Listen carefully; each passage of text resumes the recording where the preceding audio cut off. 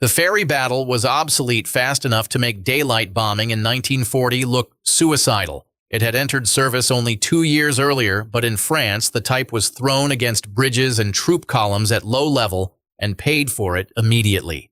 On 12 May 1940, 6 battles attacking bridges over the Albert Canal were all shot down. 2 days later, 71 British bombers went out and 40 did not return, the worst RAF loss rate in a comparably sized operation. The battle did not fail because crews lacked courage. It failed because a light bomber built for a slower air war was sent into a battlefield that had already moved on. The Boulton Defiant Mark I carried the wrong answer into the right war. The powered turret looked clever against bombers and briefly worked when German pilots mistook the aircraft for a Hurricane and attacked from the rear. That surprise died quickly. On July 19, 1940, No. 141 Squadron lost 6 of 9 Defiants off Folkestone to Bf 109s, and day fighter operations were effectively finished by September. The type later found real value as a night fighter, which is why its story is more complicated than simple ridicule. Its original concept still broke in daylight.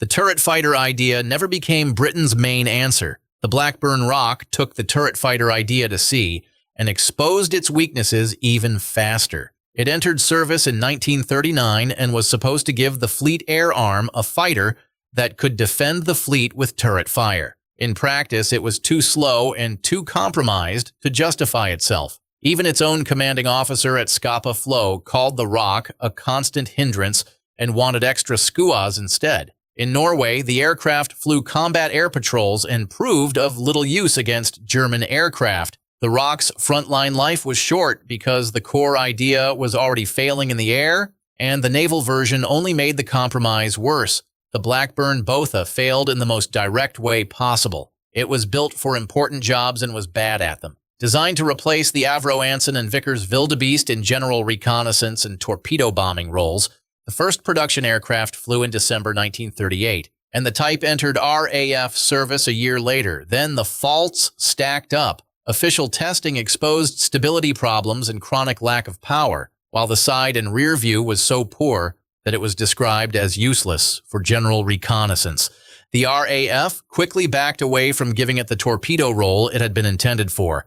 By 1942, Bothas were showing up in training units and accident records instead of solving frontline problems. The Fairey Albacore was supposed to replace the Swordfish and never fully managed it. On paper, it looked like the more modern aircraft, enclosed cockpit, more equipment, and a specification built around replacing the older torpedo spotter reconnaissance biplane. It entered service in 1940 and around 800 were built. So this was not a paper failure. It fought hard in the Mediterranean and even helped cripple Vittorio Veneto at Cape Matapan. The problem sat in its reputation and its role. Crews often preferred the older Swordfish because the Albacore was less maneuverable and its controls felt heavier after torpedo release. Britain built the replacement. The old aircraft kept part of the job anyway.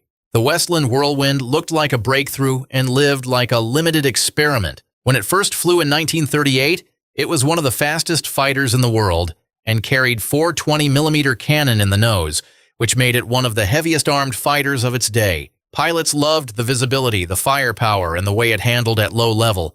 Only 114 were built. The reason was not a total design collapse. It was the Rolls-Royce Peregrine. Development problems with the engine delayed the project, restricted production, and kept the Whirlwind from growing into a real RAF solution. The airplane worked. The program never scaled. The Hawker Henley never got to be the aircraft it was designed to become. It began life as a light bomber and dive bomber companion to the Hurricane, first flew on March 10, 1937, and reached around 300 miles per hour in testing. Then policy shifted. The RAF backed away from the dive bomber route, the Henley lost its original purpose, and the type was pushed into target towing. That job exposed a second failure. At towing speeds around 220 miles per hour, engine failures became unacceptable because the cooling system matched the bomber roll, not high-drag towing. Drogue release problems made things worse.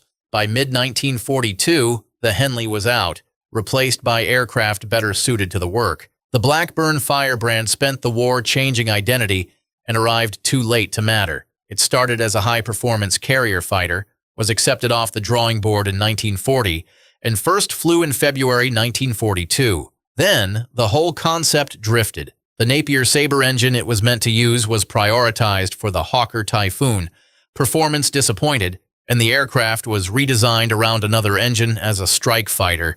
By the time the Firebrand was flying carrier trials in meaningful form, it was no longer the fighter it had been meant to be. The first production aircraft were not delivered until after the war. Britain kept trying to rescue the program. The war ended before the rescue paid off.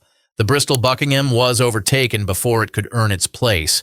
It first flew on the 4th of February 1943 as a medium bomber meant to replace the Blenheim, but the war it was built for was already changing. The RAF no longer wanted an unescorted daylight medium bomber over Europe, and once handling problems showed up, the aircraft's value dropped even further. Only 119 were built. Instead of becoming a major bomber force, the type was pushed toward transport, liaison, and training duties. That is the Buckingham's whole problem in one line. It was a real wartime aircraft program, not a paper ghost, but it reached usefulness in the wrong form and in the wrong phase of the war. The Hawker Tornado came close enough to production to prove that Britain's next answer could still die before it started. Designed as a Hurricane replacement, it first flew on 6th October 1939 and even had big production plans behind it, with orders placed for far more aircraft than were ever built. The aircraft itself was not the main failure. The Rolls-Royce Vulture was. Once that engine proved unreliable and Rolls-Royce shifted attention toward Merlin output, the Tornado's route collapsed with it. Only 4 Tornadoes were built, while the parallel Napier Sabre-powered line survived as the Typhoon. Britain was not short of ideas. It was ruthless about killing the ones that war and engines no longer supported. Britain's failures often died in bad concepts, unhappy engines, and projects the war outgrew before they matured. Italy's fighter story is rougher, more uneven, and far more tied to engine power and industrial limits. So click into the next video and keep watching.